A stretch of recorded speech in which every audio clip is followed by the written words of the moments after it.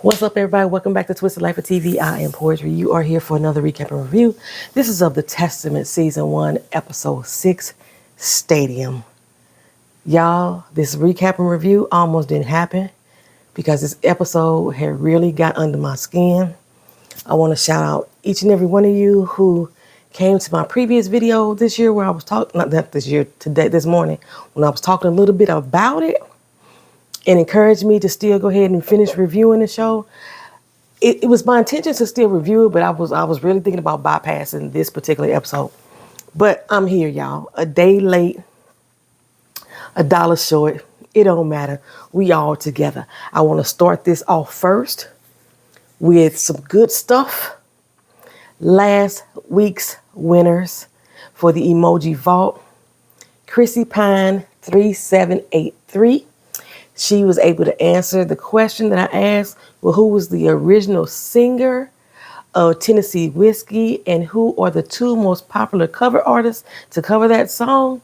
And the answer was David Allan Coe, Chris Stapleton, and George Jones. Big ups to Christy. She got that bling bling and she got a separate gem all to herself. Y'all got to be here to see what y'all going to get for the emoji vault. Y'all, I told you I'm stacked over here. And then we had two other winners, Chrissy D2. Oh, three other winners. No, it was two other winners. Chrissy D2 and Taja 7239. They were the winners for the bonus question for the artist. Don't mess with my man. Nivea, yes. And Chrissy D even got, was it Chrissy D? I think both of them even got that. It was Jagged Edge was one that featured on the song with her. So shout out to them. Hand claps, finger snaps, all the way around. All the way around. So I got a question for Kendra Cox Crutcher. Crutcher is my family name, y'all. I found out with some I got people in my family with the last name Crutcher. Anyway, if you here today in this recap and review, there was a comment that you posted on the video about Ho Sheba that said you felt that it was only right for her to be the one that's fully indoctrinated, and you supported your statement by saying that look at some of the black cult leaders and the followers. And I'm like, who? Who are these cult leaders that you refer to? I call myself a very well-read person, but I cannot name one single black cult leader or follower. So put me on. Let me know somebody that I can look up and research, unless you're referring to like the Beehive, shit like that. You know, they cultish. They damn sure cultish. But they not out here doing ritual things that I'm aware of under the guise of a Lord and Savior. But yeah, if you know some black cult leaders, put me on so I can look those up. I'm baffled. It's one that's ringing a bell in my head, but I cannot place if that man is white or black. So it may be one of the people that you throw out there to me. So Kendra Cox Crutcher, if you see this comment or you hear this video in the video, let me know who you was referring to when you talked about black cult leaders and their followers. All right, let a sister know. Okay, so I'm going to give y'all my commentary, and then we're going to get into the review. And I'll probably put down in the comment section when the review starts if you don't want to hear my commentary, because it's a lot. It's a lot. Okay, if you watched my previous Handmaid's Tales recaps and review, around season 4, I started to mention in my videos that I felt like we as fans were being conditioned. We were being groomed mentally to feel and think a certain way about our oppressors. And I said many a times throughout my videos, fuck the oppressors, the long and the hard way. I had no sympathy for them, and they got no redemption from me. I've said that plenty of times. And I feel like this particular show, The Testament, is really, really, really trying to make us forgive our oppressors that we had in Handmaid's Tale. When I say our, I'm speaking of us who were on the right side with the handmaids in Gilead, you know. But this extends outside of the TV screen into real life. There are a lot of parallels with this show that is going on right now in politics and has been going on for quite a long time. And a lot of the times, the things that people say in the comment sections on how they would respond or how they feel about a certain character gives me a mindset of how this person would react to certain situations in real life. I believe that the show, the conditioning that I'm speaking of, is the show is trying to, again, make us forgive our oppressors and pretend that what we are seeing with our own eyes, what we're feeling, our emotions that we have in response to those, the things that we are feeling and experiencing with the characters, like they want us to forget about it. They want us to get past it, just get over it. Okay, and this is how I believe that our government, our society here in the United States has done and continues to do to black people. They want us to remember 9/11, remember the Holocaust, remember the fucking Alamo, but fuck slavery, forget about that. Why y'all talking about that? It's always about race type shit. Okay, so I take it personally sometimes. I understand this show is fiction, but when it floods over into reality, that makes me wonder about you when you respond in a way that will make me question whether or not you should be standing next to me in the revolution. Okay, I gotta lose weight first to be ready for this revolution, but I'm gonna do that shit, right? Anyway, by this show rewriting Lydia as a character in the manner that they have, I feel that is what, call me racist if you want to, that's what white folks have and will always continue to do. And I'm generally speaking, because I know we always have to, as black people, we always have to make this statement. Not all white people. We know there's some good ones out there. And I'm not being sarcastic in the way I kind of am. Anywho, I know there's some good ones out there. I got family members who are white. They're not biracial, they are white. I have friends people I consider friends who are white. So I know that there are some good ones. There's some out there that I call my fucking sisters. I would rather die for them bitches and they would do the same for me. But so general speaking, this is what white folks will continue to do. Is to try to have us rewrite history, forget all the things that has been done to us in the past, just get over it. And they usually tell that shit to black people.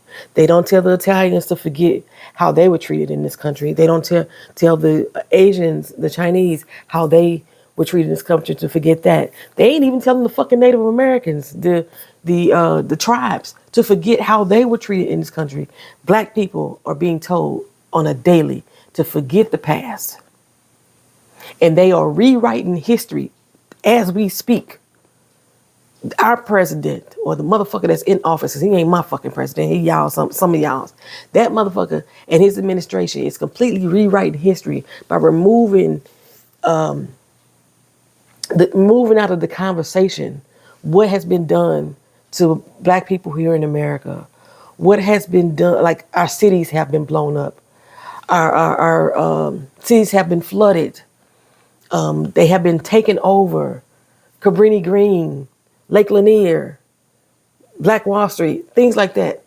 And they want us to forget that shit like it didn't exist. And this motherfucker's even bold enough to try to remove them off of government websites, remove statues and remove street names and remove the books out of classes and shit like that. So I take it personally when I see that they are rewriting history on this show because I feel it's intentional. That's why I take it so personally when I discuss the book and the rewrite and all that stuff. I take a lot of shit personal. Like I say, I know the show itself is fiction, but what have you. Okay, so anyway, things change on the writing room floor all the time. The character Aunt Lydia has changed over time from the book to the movie to the TV show. All of that is changed. Aunt Lydia has changed. So I was expecting the change, especially the rewrite of her history has changed. If you haven't watched the original Handmaid's Tale, you wouldn't know what we're talking about. So you don't understand that her character has been rewritten for the Testament TV show. Her character was rewritten for the Testament book. Okay, and then they rewrote it again for the Testament show, which doesn't make sense to me. But this is how brainwashing happens. Conditioning and grooming. This is how this shit happens. Got you making excuses for the ones who have abused and who have tortured you. June was the same damn way. She wanted Serena Joy to be her fucking friend so bad, right? which is why she hated her as much as she did. Okay? She hated her so much, but not enough that she wouldn't still give her grace, not enough that she wouldn't still give her a pass, not enough that she still wouldn't give her mercy. This woman literally beat this oppressive religious way into her. Helped her husband rape her. Okay? She did so much to oppress and to torture this woman, and June still wanted to be like, she could be redeemed. They wanted us to believe that June was such a godly woman, that she had that much forgiveness in her heart. The godliness that June had was beat the fuck into her. This religious way of life was beaten to her that she could go so far to say praise being under his eye, even when she ain't even in their custody any longer. They said, may the Lord prosper while I get beat to hell and raped under his eye. Okay? So here we are 15 fucking years later in this timeline. And we are now getting this flowery version of this show, which has removed how we got here in the first fucking place and who was responsible for putting us here. That pisses me off. Okay? If you understand what I'm talking about, you see how this is relating to my life, our life in society right now. It's pissing me off. And this was done as a choice. And Margaret Atwood specifically came out and had an interview saying she made a choice. She thought that Aunt Lydia's character had become such a powerful character on the TV show that she couldn't possibly kill her off. So in order to make the fans like her, around season 4, she started building this new arc of redemption for Aunt Lydia. That was a choice to do that. This wasn't the way the story was meant to go. This was a choice. So when she came out with the Testament book, that's why Aunt Lydia has this newfound type of mentality going on. But the crazy thing is the TV show still has yet to touch on any of that. This is the first episode that we really focused on Aunt Lydia, and they really just kind of rewrote the damn backstory Aunt Lydia had in season 3 of The Handmaid's Tale. They rewrote that whole shit. I'll talk about it. It's going to be a long doggone video, so sit in and buckle the hell up, okay? Okay, so I'm going to do a lot of comparisons. I told y'all, anytime because this show makes me compare. It's 15 years later, we here, and they selling this fucking love story to y'all as fans for this child who they have made 16, and this grown-ass man named Garth who is 25 years old. He is supposed to be 25 years old on this TV show as well as in the book. And y'all just like so in love with Agnes and the possibility of Garth. If they had left the fucking story alone and left it as in the book, Agnes would be age 22 and Garth would be 25, which would make more sense for me and make Garth more palpable. But in the book, Garth was not in Gilead. He had never made it to Gilead. Garth was in Canada. Garth is the one who trained Daisy to be part of Mayday. He is the one who put Daisy undercover, pretending to be her boyfriend that sold her to the Pearl Girls, which explains how Daisy got here. They still have yet to do that as well. They still have yet to explain how Daisy actually transitioned to being a covert operative in Gilead. It was Garth who put her there. Garth was her handler. So how you keep seeing her ask Garth, how do you talk to June? Is anybody going to get me out? Garth was that person. He was the one that was responsible for getting her in and out of there. But they've changed the story and now made Garth part of Gilead and also made him a fucking commander's son. Garth was in Canada because his brothers and himself had fought in the war that supposedly happened down in Texas. His brothers were killed and Garth fled to Canada. That's the Garth story. He was not the fucking commander's son, but they've made him now a commander's son who's about to become a commander himself. Anyway, speaking of selling, Y'all are really sold, some of you fans are really sold on the idea that Aunt Lydia has really turned over a new leaf. No, she has not turned over a new leaf. They just rewrote her story. Because if she truly had a redemption song, why the fuck is Agnes still there? Yeah, she's no longer Hannah to me right now. Why is she still there? Aunt Lydia was the one person who knew where she was all the time. That was part of the aunt's job, is to keep tab on the children so the children would not have sex with their siblings as they grew up. That was her fucking job. One of her jobs. It was her job to keep in charge, to keep tabs on the kidnapped children. Okay? It's 4 years after the fall of Boston. And she supposedly made this turnover, this new leaf. Why the fuck is Agnes still there then? Why are any of these children still there? So, anyway. Six episodes in. We on episode 6, Stadium. And we finally get Aunt Lydia's backstory again. But without saying a word of how she became the head of this school. In the very first episode, they went through it real quick. Agnes said Aunt Lydia was hated, and then she was loved. Then she was hated, and then she was loved again, and then they gave her a school. That's all they said. It never really explained Aunt Lydia's walk here. And that's one of the key factors of the book, is Aunt Lydia's story. The Testament is not simply about Agnes. The Testament is about Daisy's story, Agnes's story, and Aunt Lydia's story. It's being narrated by 3 different people. And speaking of narration, shout out to each and every one of y'all who checked me last week about the narration, specifically using the example about the psychiatrist and how I spoke about that. And I was like, how the fuck would she know about the psychiatrist? Psychiatrists don't exist in Gilead, this, that, and third. I completely forgot this was being narrated from Agnes's future point of view. Thank you guys for checking me on that. I can admit when I'm wrong. I'm only wrong 1.23456 7% of the time. And I'm wrong this particular time in relation to that narration. So anyway,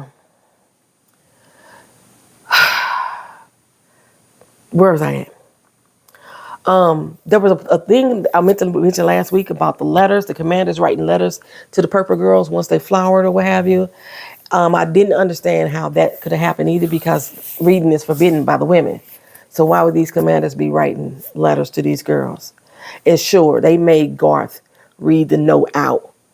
But that was a power move by Penny, more so than I can't read because I'm forbidden to. Becca, I wanted to mention too.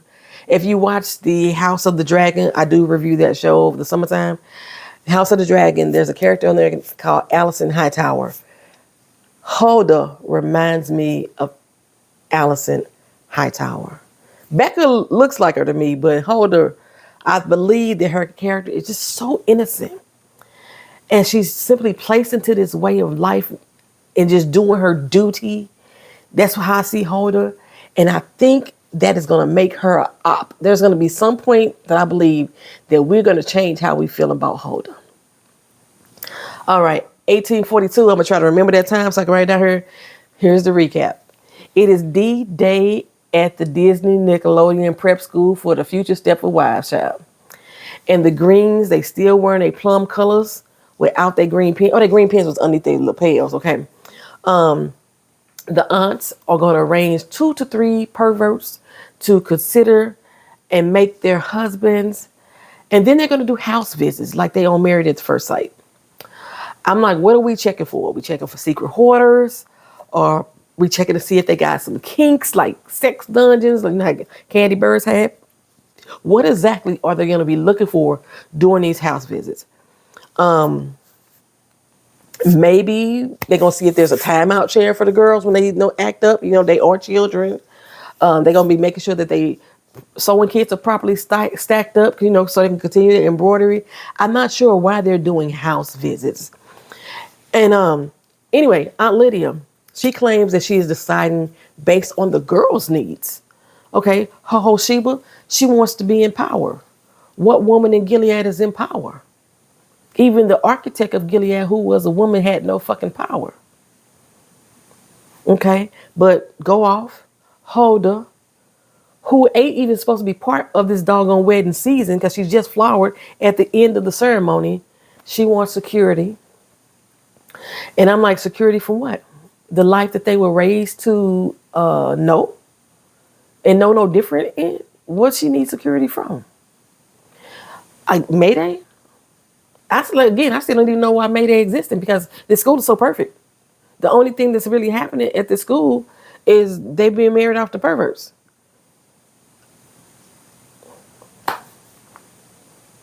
I mean, that shit was happening in the United States before Gilead took over. Wasn't no war, no uprising then, but okay, go off. Okay. And now, Agnes, she doesn't know what Agnes wants. I'll tell you what Agnes wants. Agnes wants dick from Garth. I mean, she wants his warm touch, his caress, his warmth, because that's what y'all think is a natural occurrence. And I'm going to stand by this shit. Y'all think I'm wrong? I say y'all wrong. The feeling of those things, the hair standing up on your arms, when somebody comes nearby, the warmth you may feel, the tingle in your belly, the moistness you may get between your legs, those are natural feelings and responses, right? But the choice to say that you want this man to be yours is not natural at all. That is a taught behavior, either from exposure or somebody teaching you how to desire a man, to want them to actually be yours. And in this particular episode, to say that you want them to be your fucking husband, that is something that is taught. That's not natural. When you were a little girl, I know some girls were in love with their daddies. And they just wanted a man just like their daddy. And you know the reason why? Because you saw how he was with your goddamn mama.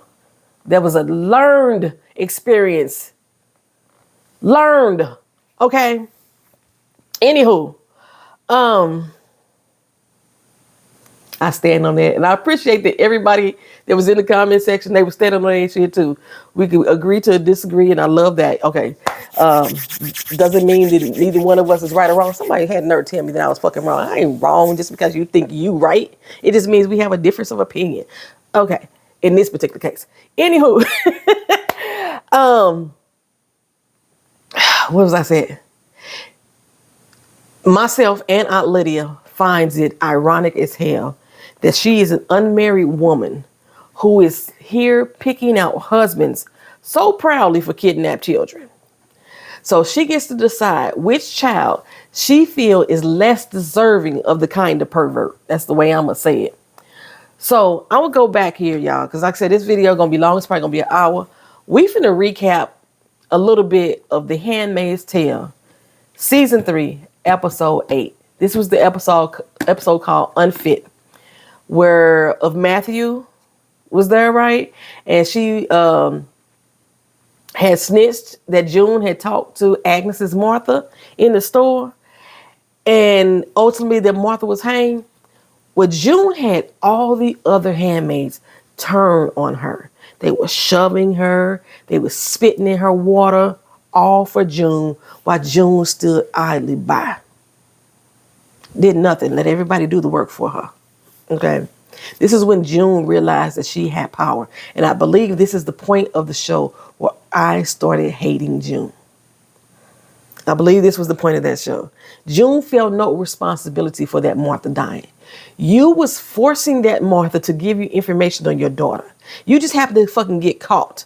And because you got caught and that person told on you, it's their fault. No, it's your fault because you're the one who was pressing that damn Martha. If you had never said nothing to her, then that whole situation wouldn't happen in the first fucking place.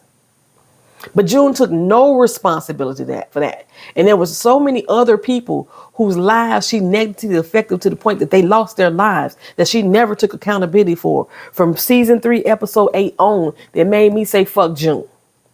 Okay. But anyway, so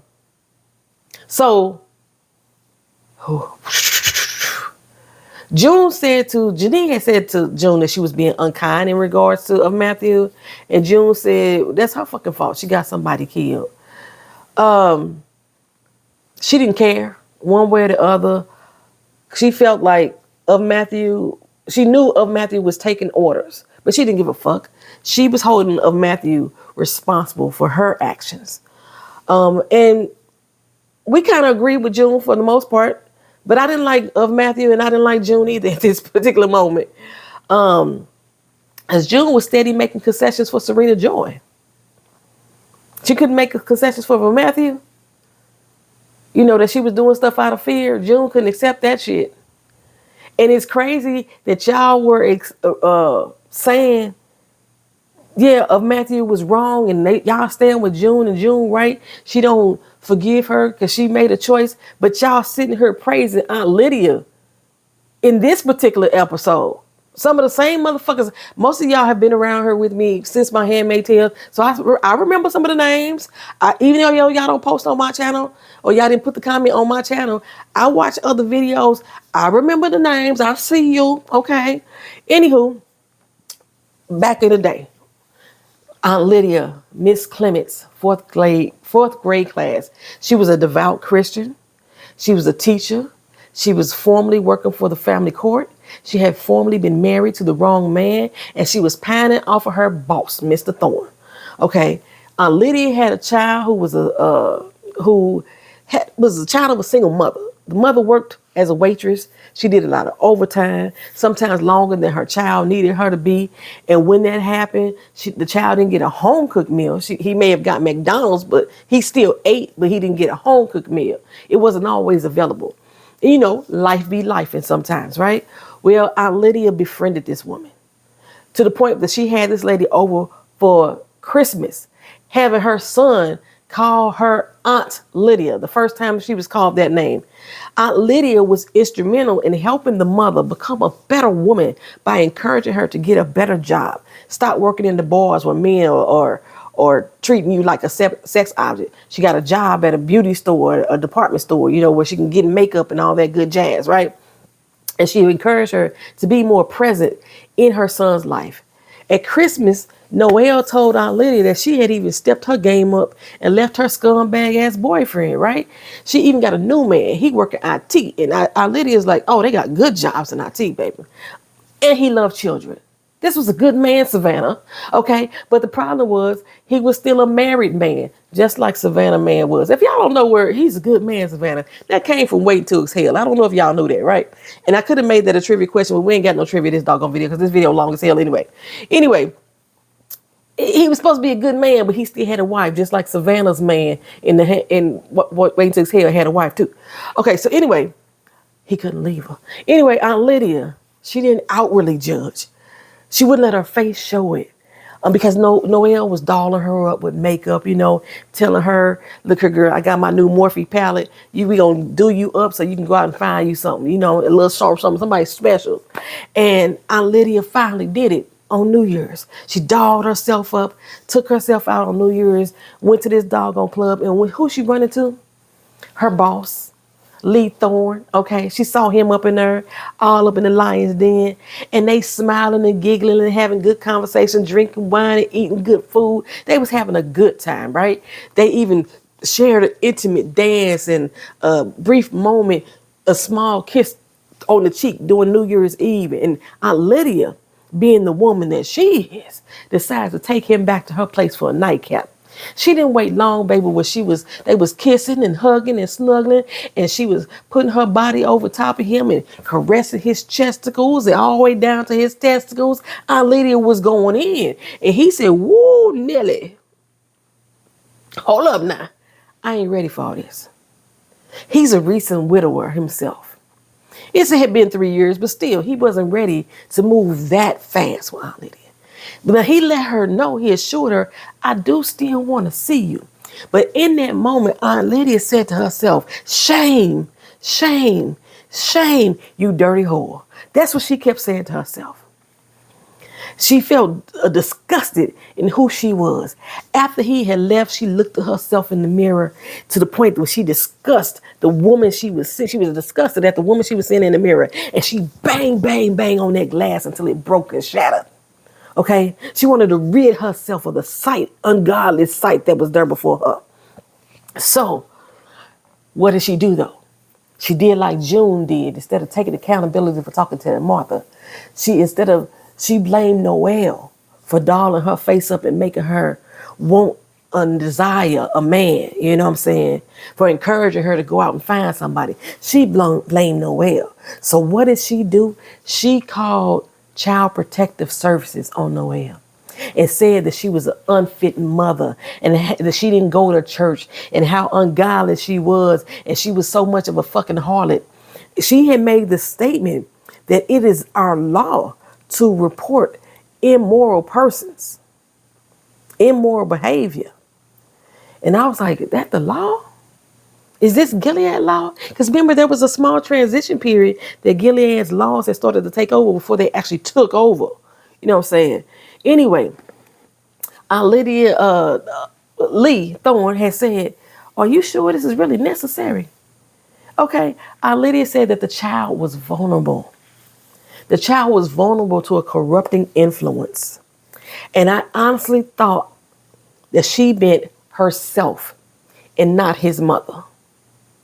Okay, this was a way for her to rid herself of this child, from her influencing this child, and to remove access for the mother being in her life, and also to get rid of Lee Thorne, the man that she lusted after. Because he didn't want to speak to her black ass no more. She wasn't black, but that's what I'm saying. He didn't want to speak to her ass no more. She didn't volunteer to care for the child herself, since she was such a good woman. That's why I felt she was talking about herself. Lydia was already using her singing to justify ripping apart the family of Noelle and the little boy. She said that, this was the right thing to do. Now I'm going to go on another little side quest here, a little side story. I mentioned before that Aunt Lydia was such a hated character, right? The way that they wrote her character in the original Handmaid's Tale book, Aunt Lydia was hated by the handmaids. Aunt Lydia was hated by the Marthas. Aunt Lydia was hated by the commanders. And Aunt Lydia was hated by the wives. As much power as she had by positioning these women, Gilead hated Aunt Lydia as a whole. Okay. So when she decided to change her story, when I read it in the book, in the Testaments, I was like, Aunt Lydia was a constant source of torture. How can we write her story so much? And then now that they changed it again for the Testament, what they did in the TV show, they kind of combined Aunt Lydia's backstory with her from the TV show, Handmaid's Tale, to the story that was written for her in the Testament book, and they put it into the TV show. That's basically what they did. And I was starting to think, I wonder if Elizabeth Moss's real life is starting to spill over into the script. Y'all know she's part of Church of Scientology, which a lot of people consider that to be a cult. And I wonder if her real life experiences are starting to spill over into the script. And at some point she feels like either she or her mother or her aunt or somebody needs to be redeemed. And that's why it's rewritten the way it's rewritten. So let's go ahead and talk about the rewritten story. Just like I said, the Trump administration is doing today, they really decided to cover shit with syrup. And the fans are accepting it like it's pancakes. And they watched you make it. They watched the shit being cooked and they are accepting it as pancakes. The way that the fans have accepted this rewrite is bullshit for me. Even if they didn't even know it was a rewrite and said, oh, she could be forgiven because she was a victim too. It sickens me once you watch this whole entire episode. She was a victim By being rounded up with the other woman, she quickly chose her place. Day one, within minutes of her sitting down, she chose her place. I felt the same way about Nick. For those of y'all who rallied for Nick, Nick was an overseer who decided to fuck the kidnapped woman who was in the household of his bosses that raped her on a monthly basis while he stood guard at the door. People wanted me to rally for that relationship. Fuck that relationship. Fuck Nick. Fuck the oppressor. Okay? I'm assuming the same people who rallied for that relationship are the same people who are rallying for Aunt Lydia's redemption rewrite. It's the same mindset to me. So Aunt Lydia, she still is a fourth grade teacher. Boss man was not in the picture in this particular rewrite. There was a guy named Keith that went out there to go speak with the guardians because, again, only the men got spoken to. And then they made Vivian work for the school as well. And I was like, they really trying to tell us that Asian don't raisin because they want us to believe that this is the same Vivian from 15 years ago. She would not have been a aunt. She would have been a handmaid. But anywho, Keith was seemingly answering the guardians' questions. They didn't like his answer. At close range with a fucking M16, one shot, one kill through the head, baby. Okay, unlike the Handmaid's Tale, we still in Boston. We know how the Boston situation happened. Unlike how Gilead took over Boston in the original Handmaid's Tale, the women were not relieved of their jobs. They were not told to go home. They couldn't work anymore. They didn't spend months being controlled by men telling them how they can spend their money, telling them whether or not they can have birth control pills. They didn't go through that process, okay? They didn't go through the Capitol being on the news, having an explosion there, and the sons of Jacob literally taking over and torturing and terrorizing people, kidnapping them, stripping them from their families, and snatching their kids. That's not what happened here. What happened here is they gathered up all these women, took them from their jobs and their places, had file folders on each and every last one of them, and brought them into this stadium.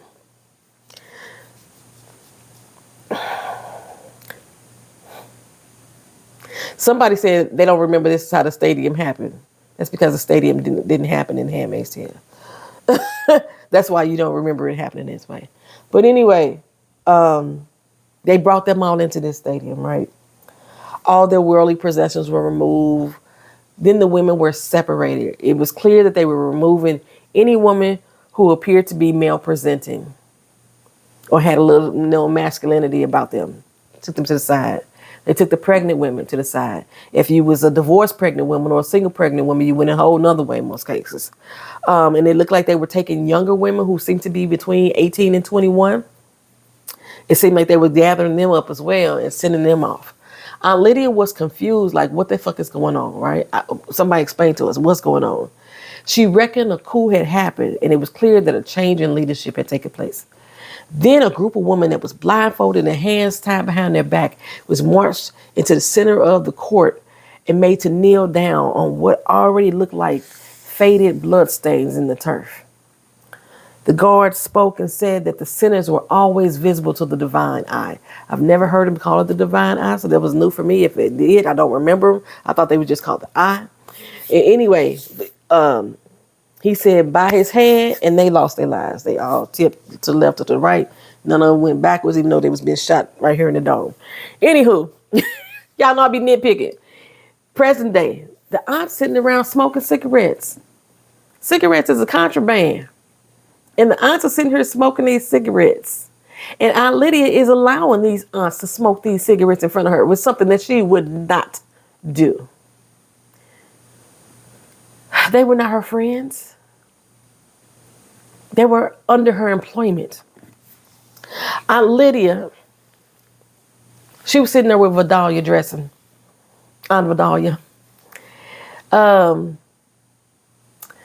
Vidalia shared that the commander who had sauced up Becca was putting in his bid for her. And Aunt Lydia was like, the fuck he will. This is the same one that got her drunk. He don't deserve her, okay? Apparently, this was her only option. I guess the only suitor that wanted her. Aunt Lydia said, you know what? Don't worry about her. You go take care of Hulda.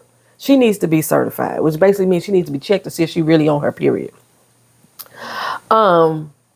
Somehow Hulda is being fast tracked into the wedding system, right? Considering that they only do this once a year, Hulda should not have been with this squad. She should have been with them next year. She ain't even been baptized in Lake Minnetonka. You know, the big ass pool. She ain't did that yet. When Aunt Lydia called Vigalia, I hollered. I played it back 5 times. Like, did she say Vigalia? She kept calling her Vigalia. And I really think that was an editing mistake by saying Vigalia, because my subtitle still said Vidalia. Anyway, I just have to ask some questions, y'all. Hope y'all put it down in the comment section. Why do you think that it was purposeful to include Vidalia's backstory into Aunt Lydia's story?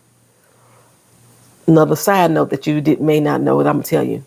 In the book, Vidalia was already a supporter of Gilead, just like Serena Joy was, right? And she was one of the founding members of the aunts, not Aunt Lydia. She actually handpicked Aunt Lydia to be an aunt, which gave her authority over Aunt Lydia. In the TV show, they have made her Aunt Lydia's subordinate and a rival. And they explained a little later about why she's the rival. And then I also wanted to know why Vidalia's name was changed, because her name was Vivian. Why she went from Vivian to Vidalia, but Aunt Lydia got to keep her name. And I felt like if you're going to include Vivian as part of Aunt Lydia's origin story, we should have got an explanation too of how Vidalia also became an aunt. Okay, well, after Vidalia checked Hulda, see if she was indeed on her cycle, she said, now it's time to test your womanhood. What she had to do was dole out punishment for Shu. Okay, Shu had smacked the sensation out of Ho Sheba's face, so now she has to endure attacking her sister. Okay, so Hulda had to hold her hands down on the table while Vidalia took one of those teacher pointer sticks and smacked her hands repeatedly. They first both jumped together. And then she put the hand back, girl, put it back. And then she kept smacking her and beating her with that doggone pointer stick. Okay, Vidalia's character confuses the fuck out of me. She looks like she's hesitant to take action on what she's doing. But at the same time, it seems like she's a full-on supporter. You know, leaning back to the book, the actions that they're making her do was what she would have done in the book because she was supporting Gilead, okay? But since they've now made her not a supporter, but somebody that was a victim of Aunt Lydia, the confusion is confusing to me, okay? Aunt Lydia says, we go back to the stadium, and she's sitting there, and Vivian is no longer by her side. And she says it was at that moment she realized that it was a liability to have friends in Gilead. And I was like, how do you know this is Gilead? When we came through the gates, you said you didn't know what was going on. You had no clue about what's happening. What made you think that this was Gilead? That later on in the episode, when you meet Commander Judd, you tell him nobody's told you anything. So what made you think this was Gilead in effect? Because, you know, I know this is a narration, but she said in that moment, that's when she realized that having friends in Gilead was a liability. This wasn't something she reflected back on. So anyway, Shu comes back from the doctor in present day. They had to wrap her hands up.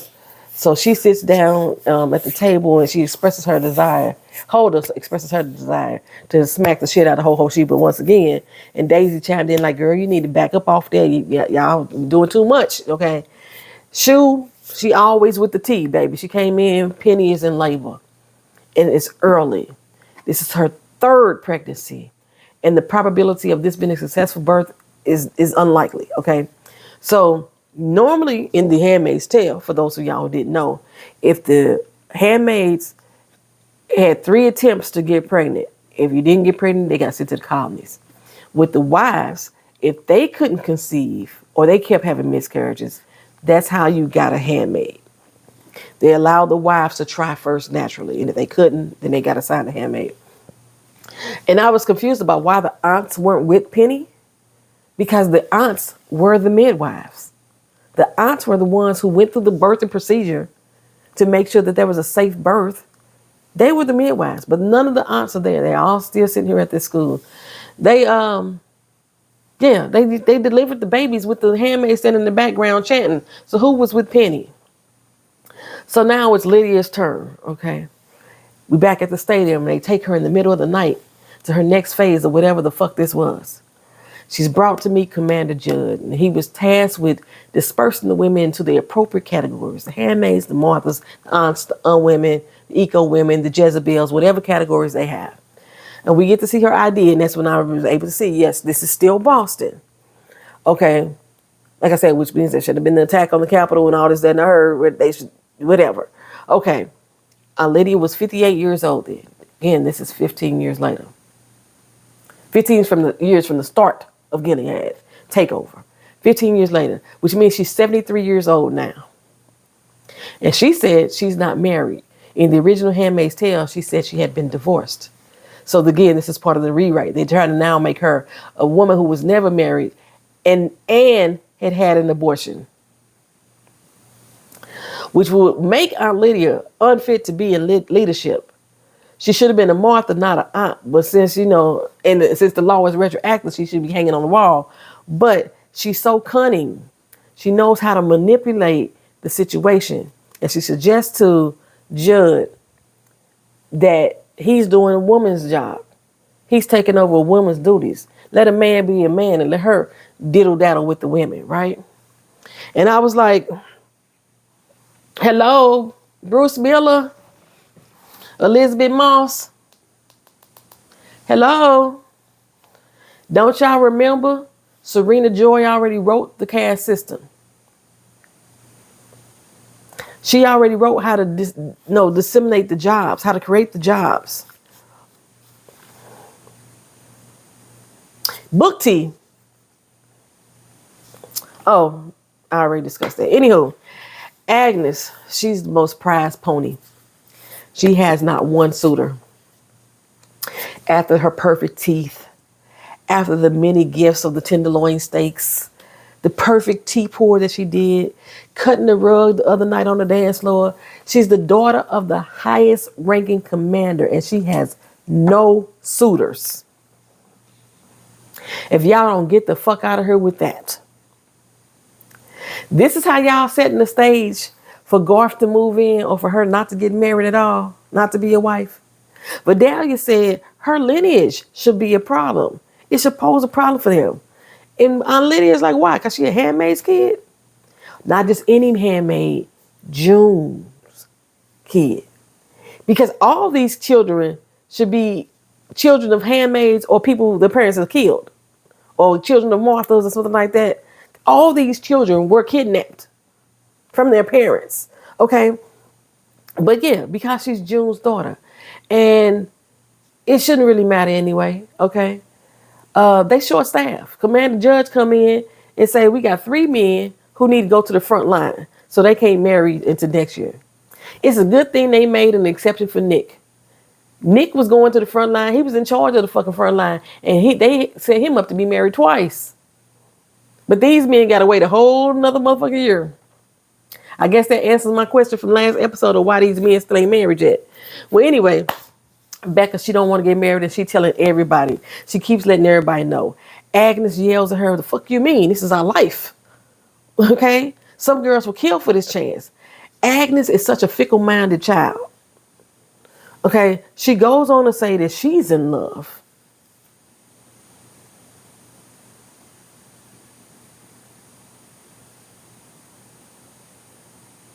No, y'all cameras didn't freeze. Bitch, please. Okay, I'm not calling Agnes the character, bitch. I'm talking about the writer who wrote this character this way. In love with what? Honey, that's lust, baby. That's lust. You don't know any better, though. You don't know any better. Agnes comes to Lydia and say, hey, girl, hey, respectfully. I know you got rules that you're supposed to abide to when you placing these men into our lives, but do me this solid, right? Hook me up with somebody who ain't even a fucking commander yet. He ain't got no stripes. Somebody not on the high command list. You know, my guardian. He saved a life. Maybe that's why God put him there. Aunt Lydia say, you know what, girl? I'm going to bend the rules again. I already bent the rules with Daisy. You know what I'm saying? I'm going to bend the rules again one more time. I done bent the rules with Holder. You know, we can do it one more again. I'm going to bend the rules for you. I think about it.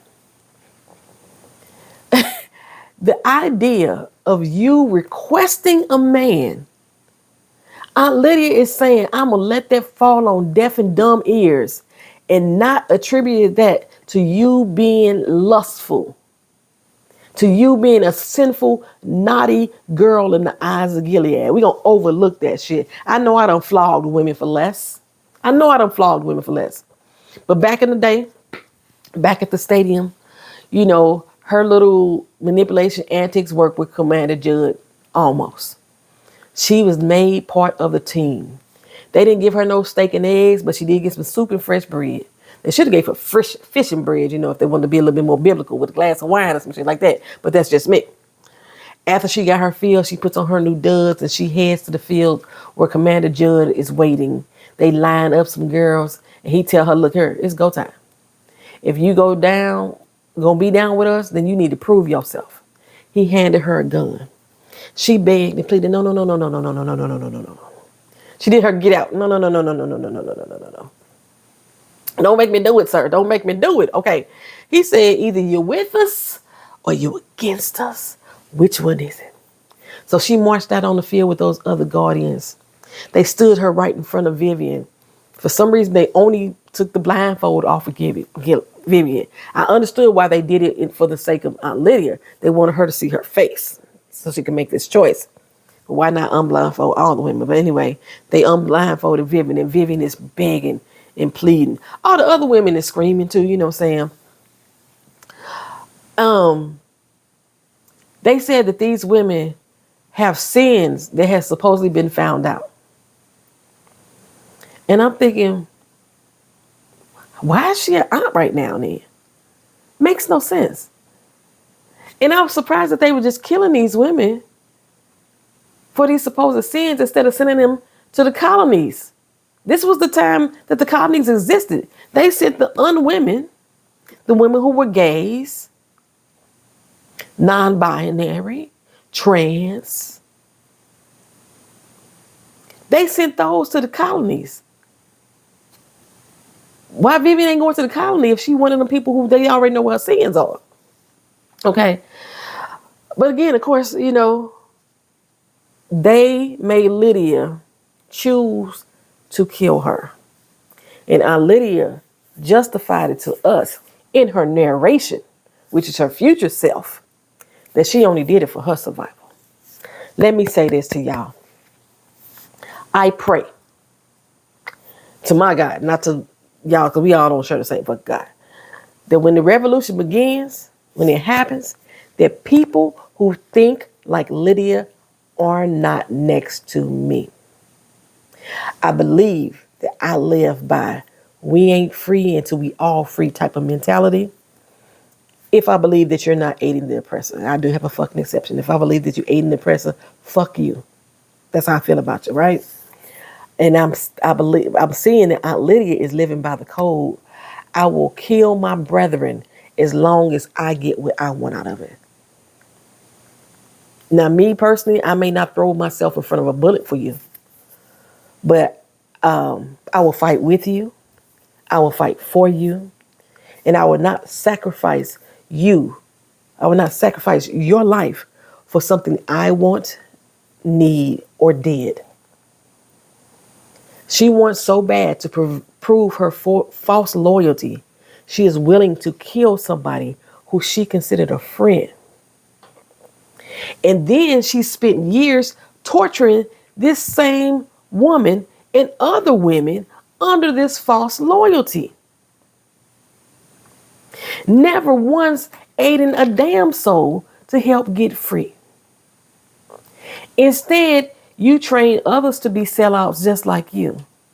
These women in the stadium, these are your people. But she shot her. She didn't hesitate. She didn't flinch. She didn't shed another motherfucking tear. And when Vivian didn't fall over dead like the rest of them, she just looked at Judd. Like, damn, oh, this was a test. I passed, huh? She didn't look at Vivian like, oh, my girl, I'm sorry.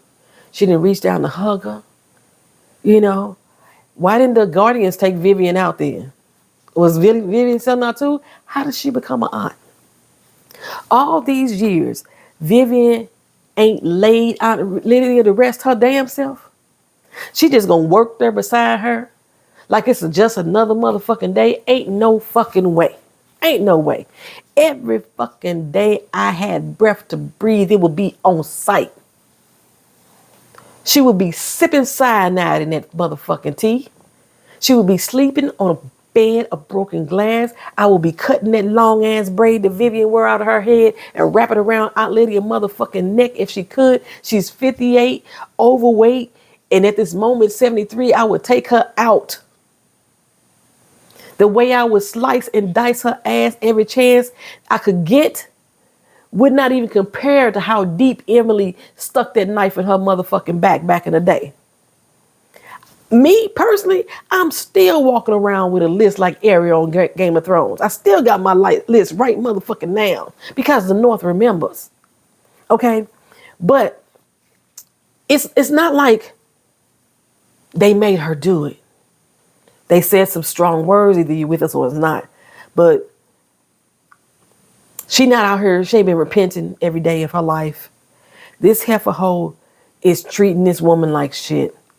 She treating Vivian like Vivian owe her something. Fuck all that. Let me just say, let me go off on another little tangent. For those of y'all who are confused, I probably shouldn't say this for everybody, but I'm going to say it anyway. Generally speaking, a lot of people are asking, or they have asked, why black people are not out there fighting with you. And I know. We have to say this. Not all black people. Some of them are out there fighting the fight. Some of them are out there standing on the line with you. But as generally speaking, as a whole, black people are not involving themselves in the front line of what's going on in today in politics. The type of mentality that Aunt Lydia has right now is the exact reason why. We, as black people, don't trust you.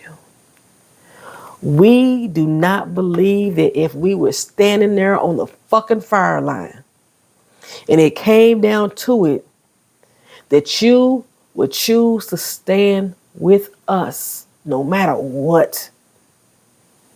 We do not trust that. We trust that you are going to choose yourself for whatever reason there may be. And this is why we are choosing not to stand on the front line right now. Some people say, well, we fight for you. We fight for everybody. This affects us all.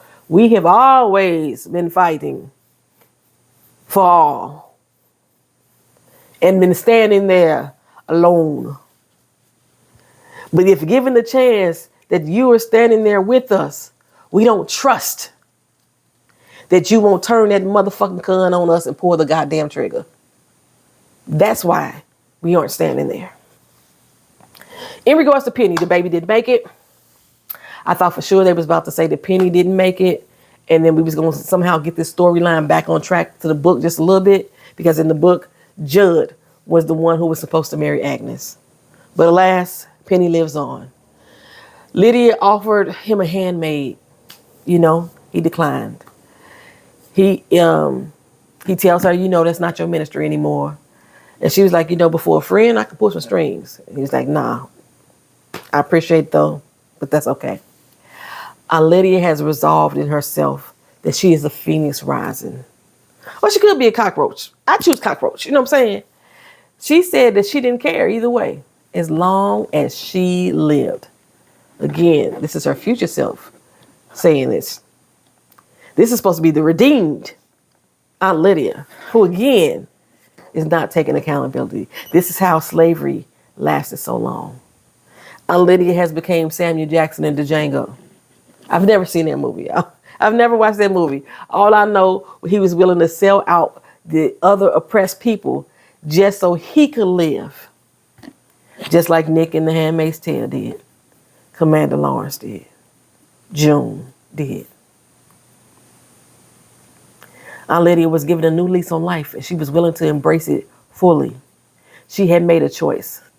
And unlike Vivian, there was no gun being held to her head when she did it. She said she must find her way through the dirt to meet the sun. She chose to make Garth eligible. Garth ain't even a commander yet. He won't be a commander for 2 weeks. She's making him eligible to marry one of these people. Vivian pushed back, but she was punked by Aunt Lydia. Aunt Lydia say, we have a choice here. And we have to do horrendous things under the guise of surviving. She says, enduring is the only way through any of this. To all my people, everybody who watching this channel, they're hearing the sound of my voice. This is coming from me. Enduring is not the only way through. This show wants you to believe. They're trying to sow that seed into your field of dreams up here, right? Which is why I say that I feel like we're being conditioned. We're being mentally groomed.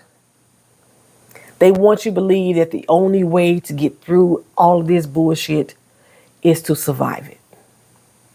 Survival is not the end game. You need to fight for your right to live, not just simply survive. Any other way is simply surrender. Thank y'all for watching. Thank y'all for being here. Like, comment, share, subscribe. Hype up the video if you haven't already. Hyped up 3 this week. Appreciate y'all waiting on me and tolerating all my different rants and this, that, and the third. Thank you again. See y'all next week. Peace.